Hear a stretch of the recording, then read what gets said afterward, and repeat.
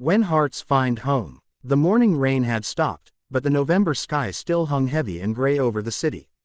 Sarah sat on the cold metal bench at the bus stop, watching drops of water fall from the shelter's edge onto the wet pavement below.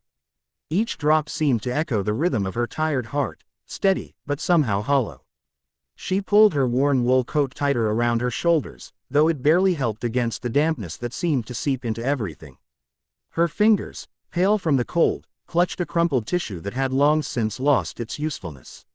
The tears had stopped falling an hour ago, but the ache in her chest remained as constant as the gray clouds overhead. Sarah had been sitting there since dawn, watching the early commuter buses come and go. She had nowhere urgent to be, not anymore. Yesterday's conversation with her landlord still rang in her ears like a bell that wouldn't stop tolling. 30 days. That's all the time she had left in the small apartment she'd called home for 3 years. The job at the bookstore had seemed stable until the owner decided to retire suddenly. Without warning, Sarah found herself joining the long line of people searching for work in a city that seemed to have forgotten how to be kind to those who were struggling. Her savings account held exactly $47.32, not nearly enough to cover another month's rent, let alone a security deposit somewhere new. A soft sound made her look up from her contemplation of the wet sidewalk. Footsteps approached, but these weren't the hurried clicks of office workers or the heavy thuds of construction boots.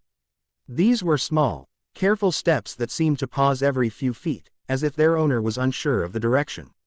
Through the morning mist, Sarah saw a little girl walking slowly toward the bus stop.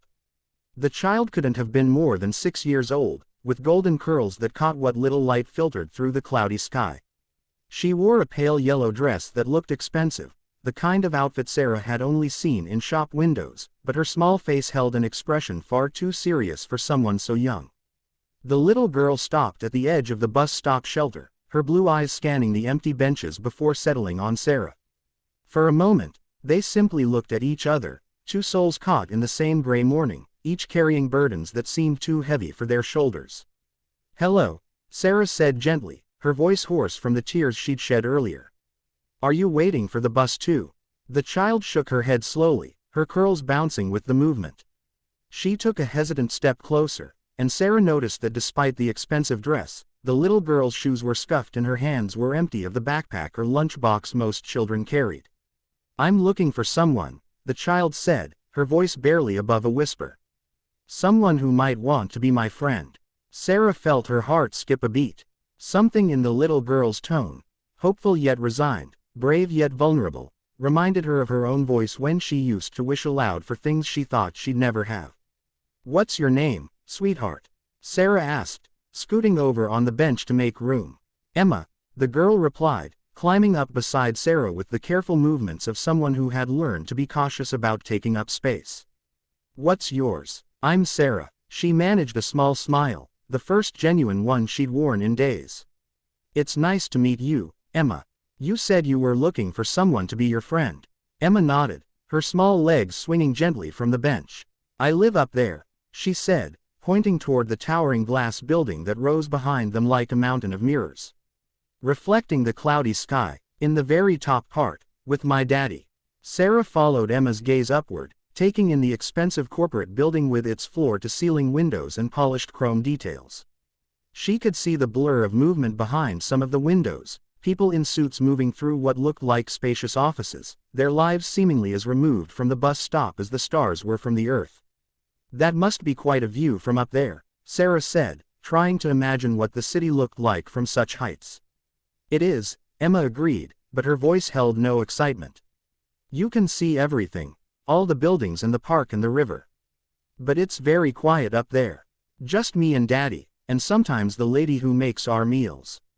Sarah began to understand. This little girl, dressed in expensive clothes and living in luxury far above the city streets, was lonely. The realization hit her with surprising force. Here she was, worried about losing her small apartment, while this child had everything money could buy but lacked the simple companionship that Sarah had always taken for granted. "Does your daddy work in the building?" Sarah asked gently. Emma nodded. "He works all the time.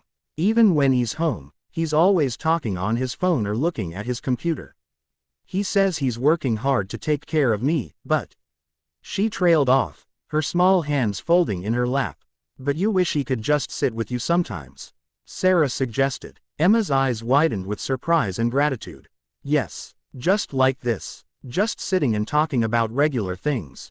They sat in comfortable silence for a few minutes, watching the occasional car pass by on the wet street. Sarah found herself studying Emma's profile, the determined set of her small jaw, the way she sat so straight and proper, as if good posture could somehow make up for the sadness in her eyes. Sarah, Emma said suddenly, turning to face her with an expression so serious it made Sarah's breath catch. Yes, sweetheart. Emma was quiet for a long moment, as if gathering courage for something important. When she finally spoke, her words came out in a rush, as if she was afraid she might lose her nerve. My real mommy went to heaven when I was very little. Daddy says she was the most beautiful and kind person in the whole world, but I don't remember her very much. And Daddy tries really hard, but he doesn't know how to do mommy things like braid hair or read bedtime stories with different voices for all the characters. Sarah felt her throat tighten with emotion. This beautiful, lonely little girl was carrying a grief far too heavy for her small shoulders.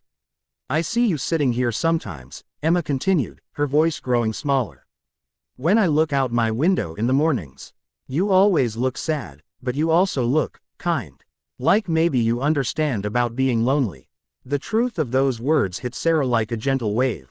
She did understand. Despite all her financial worries, despite the uncertainty of her future, she knew exactly what it felt like to be surrounded by a city full of people and still feel completely alone. Can you be my mommy? Emma whispered, so quietly that Sarah almost missed it.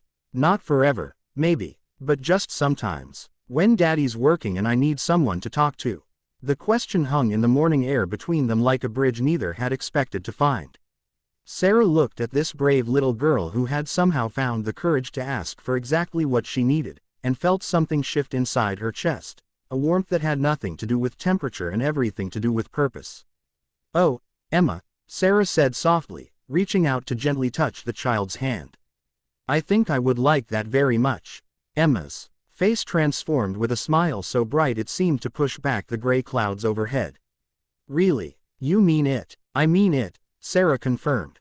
But we should probably talk to your daddy first, don't you think? Make sure he's okay with his daughter having a special friend. Emma bounced with excitement. He'll say yes, I know he will. He's been worried because I don't have any friends, and the lady who helps him says I need more social interaction. She pronounced the big words carefully, as if she'd heard them many times. As they walked together toward the gleaming building, Emma's small hand trustingly placed in Sarah's, Sarah realized that her problems hadn't disappeared. She still needed to find work, still had bills to pay, still faced an uncertain future. But somehow, those challenges felt different now, less overwhelming, more like puzzles to be solved rather than mountains to be climbed. Sometimes, Sarah thought, the answer to our deepest needs comes in the most unexpected packages.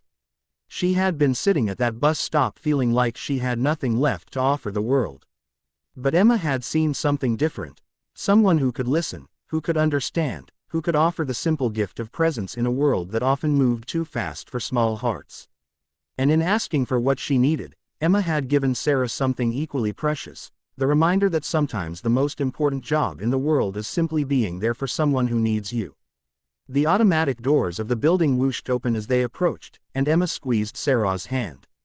Come on, Emma said, her voice bright with hope. Let's go find my daddy and tell him about our new friendship.